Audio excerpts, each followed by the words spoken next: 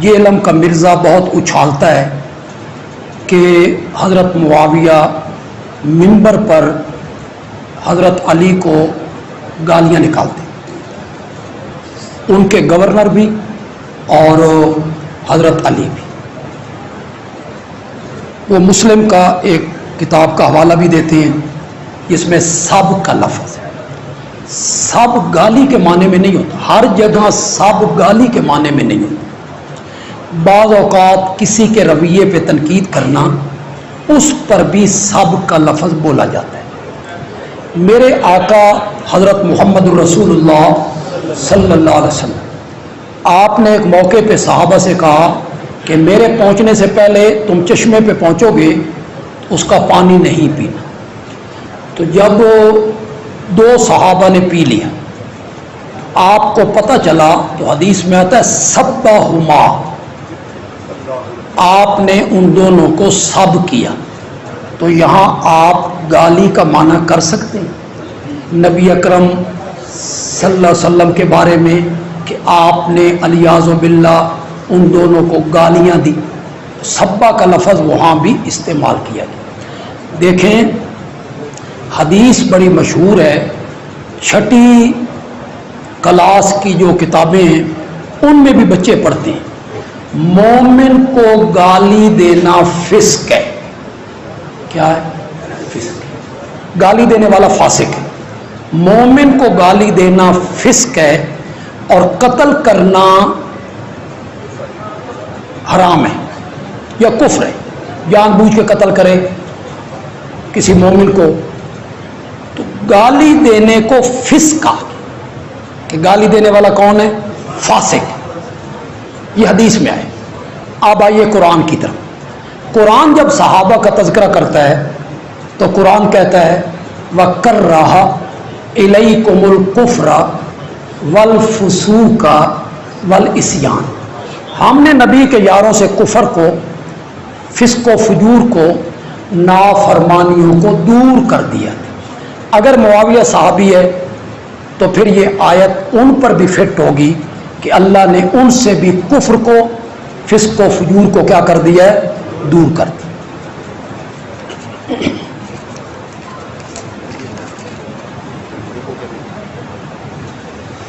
یہ وہی پرچی ہے جی جس کا میں پہلے جواب دے چکا ہوں جی۔ مصنف ابن ابی شیبہ میں ہے کہ جب حضرت علی سے پوچھا گیا کہ جنگ صفین میں جو مخالف فوج کے بندے مارے گئے ہیں ان کے بارے میں آپ کا کیا خیال ہے، تو حضرت علی نے فرمایا قتلانا و قتلاہم فی الجنہ، ہمارے مقتول بھی جنت میں جائیں گے اور ان کے مقتول بھی جنت میں جائیں گے۔ جب حضرت حسین میدان کے لیے روانہ ہوئے تو ساتھ وہ صحابہ کیوں نہیں گئے جنہوں نے حضرت حسین کو روکا تھا؟ یہی تو میں نے ساری رات یوسف زلیخا کا قصہ پڑھا اور صبح کے ٹائم پوچھنے لگے بے زلیخا مرد تھی کہ عورت تھی؟ یہی تو ہم نے قصہ پڑھا ہے۔ حضرت عمر رضی اللہ تعالیٰ عنہ کی شہادت یکم محرم کو ہوئی، اس کا کوئی مثبت اور ٹھوس حوالہ چاہیے، یہ دیکھنے کے بعد بتائیں، یعنی کس کتاب میں ہے میں یوں ہی کہہ دوں یہ دیکھنے کے بعد بتائیں گے جی انشاءاللہ۔ حضرت زینب حضرت عبداللہ کی اہلیہ ہیں۔ حضرت عبداللہ نے حضرت حسین کو کوفہ جانے سے منع کیا تھا تو پھر اپنی اہلیہ حضرت زینب کو جانے کی اجازت کیوں دی؟ اگر کوفیوں نے حضرت حسین کو ہی شہید کیا تھا مٹانے کے لیے تو پھر حضرت زینب اور حضرت زین العابدین اور حضرت فاطمہ کو زندہ کیوں چھوڑا گیا؟ یہی تو میں کہنا چاہتا ہوں، یہی تو میں نے بیان کیا ہے کہ انہوں نے حملہ کیا، جو رستے میں آیا اس کو کاٹتے چلے گئے اور زین العابدین خوش قسمت نکلے کہ وہ بچ گئے اور باقیوں کے حصے میں شہادت آ گئی۔ اکثر شیعہ حضرات ہمارے نوجوانوں کو حضرت عمار ابن یاسر والی حدیث کے ذریعے حضرت معاویہ کے خلاف کرتے ہیں۔ یہ صرف شیعہ نہیں کرتے ہیں، بلکہ سنی کہلانے والے بھی کرتے ہیں۔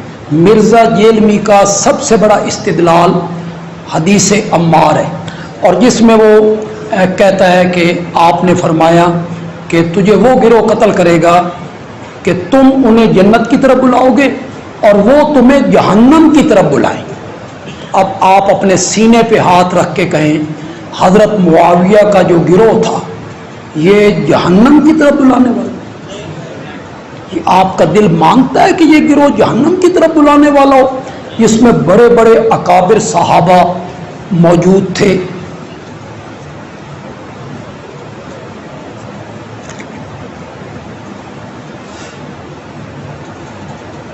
قرآن کہتا ہے کہ نبی کی زوجہ محترمہ امی عائشہ امت کی ماں ہے۔ نبی کی وفات کے بعد شادی کا پیغام کس نے بھیجا تھا؟ یہ آپ بتائیں، مجھ سے آپ پوچھ رہے ہیں، یہ آپ بتائیں کہ کون وہ ظالم آدمی تھا، کافر کا بچہ، جس نے یہ پیغام حضرت عائشہ کو بھیجا ہوگا؟ مومن تو کوئی یہ کام نہیں کر سکتا کہ ازواج جو ہے مومنوں کی مائیں ہیں۔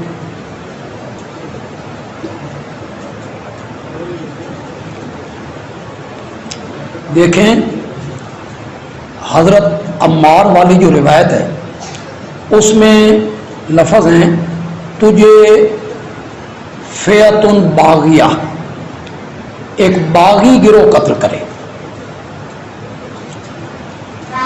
اس گروہ کو کیا کہا گیا؟ باغیہ۔ ایک صحیح حدیث موجود ہے، آپ نے حضرت حسن رضی اللہ تعالی عنہ کے بارے میں پوشید گوئی کی، ان ابنی ھذا سید، میرا یہ حسن بیٹا جو ہے یہ سردار ہے، لعل اللہ ان یصلح بہ بین فئتین عظیمتین من المسلمین، اللہ میرے اس بیٹے کے ذریعے مومنوں کی دو عظیم جماعتوں کے درمیان صلح کروائے گا۔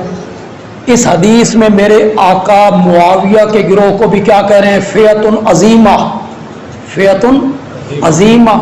تو یہ باغیہ گروہ یہ نہیں ہو سکتا۔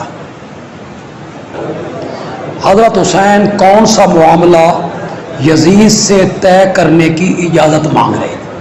وہ جو تیسری شرط تھی کہ مجھے یزید کے پاس لے چلو، میں اپنا معاملہ اس سے طے کر لوں، جو گفتگو انہوں نے کرنی تھی۔ حضرت حسین رضی اللہ تعالیٰ عنہ کا جو مقام ہے، جو مرتبہ ہے، وہ کوئی معمولی شخصیت، معمولی آدمی تھے وہ کوئی؟ یزید جتنا بھی ہو، حضرت حسین رضی اللہ تعالیٰ عنہ کے مقابلے میں اس کی کیا حیثیت ہے؟ کوئی حیثیت نہیں ہے اس کی حضرت حسین رضی اللہ تعالیٰ عنہ کے مقابلے میں۔ حضرت حسین میرے نبی کے صحابی ہیں، اور پچھلی ساری امت مل کر بھی حضرت حسین کے قدموں کو بھی ہاتھ نہیں لگا سکتے، قدموں کو بھی ہاتھ نہیں لگا سکتے۔ ان کو سیدھا تو آپ نے کرنا تھا۔ اسلام ہمیں یہ سکھاتا ہے کہ قیامت کے دن نسب کام نہیں آئے گا۔ جبکہ آپ عمرو بن سعد کا تذکرہ کرتے ہیں تو ساری عظمت حضرت سعد بن وقاص کی بیان کر کے آگے نکل جاتی۔ کیا یہ کھلا تضاد نہیں؟ عمرو بن سعد کی عظمت پر کوئی حدیث ہے تو بیان کریں، اس کی برائی پر اگر آپ کے پاس کوئی بات ہے کہ اس نے یہ کام غلط کیا تھا، کوئی برائی اس کی، تو وہ آپ پیش کریں کہ عمرو بن سعد نے یہ کام غلط کیا تھا یا یہ کام دین کے خلاف کیا تھا۔